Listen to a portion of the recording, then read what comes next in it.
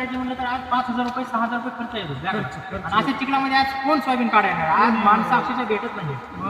तर विचार करा काय बेकार अवस्था आहे. आज हे पीक एकतर पाण्यात आहे आणि त्यानंतर अजून हे काढायचे कसे अजून हा दुसरा प्रश्न उद्भवत आहे. तर यावर सगळे भागत नाही सगळा कॅमेरा एकदा फिरून दाखवा एकदा सर्व ही कॅमेरा दाखवा. बघा शेतामध्ये पाणी किती आहे.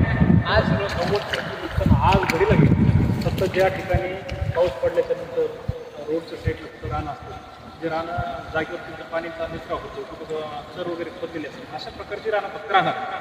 बाकी सगळं सोयाबीन 90% हे गेल्या आणि आता शेतकऱ्यांना जगण्यासाठी आवश्यक कमाईचा हा विषय आणि सरकारकडून आज आपण काही ना काही आपल्याला मिळालीच पाहिजे.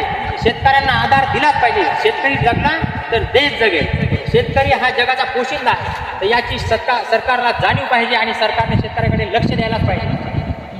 आणि मला एक सरकारकडे एक महत्त्वाची मागणी करायची की सध्याच्या परिस्थिती एवढी गांभीर्यानं झालेली असताना सरकारने यावर्षी पूर्ण शेतकऱ्यांना कर्जमाफी दिली पाहिजे 100%. कारण ही जी गोष्ट आहे ना आता सध्या जगण्याची परिस्थिती जर शेतकऱ्याची हे असं असेल तर मग परिस्थिती कर्ज कसं फेडू शकत ना. कारण बँकेच्या आज प्रत्येक शेतकऱ्याकडे नाही म्हटलं तर आज किती बी नाही म्हटलं तर कोणाकडे 50,000 आहेत कोणाकडे लाख रुपये आहेत कोणाकडे 2 लाख रुपये आहेत. आणि प्रत्येक शेतकऱ्याला आपल्या मुलीचे लग्न करायचे असते किंवा बऱ्याच काही परपंचातल्या गोष्टी असतात. तर ह्या गोष्टी असा विषय झाला आपलं जे काही मंत्रिमंडळ आहे दादा देवेंद्रजी आहे एकनाथराव शिंदे आहे त्यांनी सगळ्यांनी सांगितलं की कर्जमाफी देऊ आणि ते म्हणतात की योग्य टायमाला देऊ.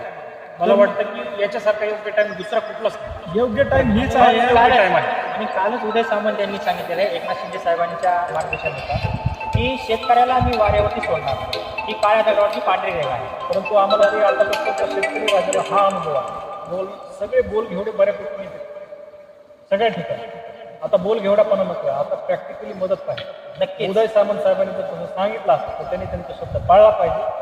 शेतकऱ्याप्रती किती संवेदनशील आहेत मंत्रिमंडळ किती संवेदनशील आहे पुढारी किती संवेदनशील आहेत अधिकारी किती संवेदनशील आहेत.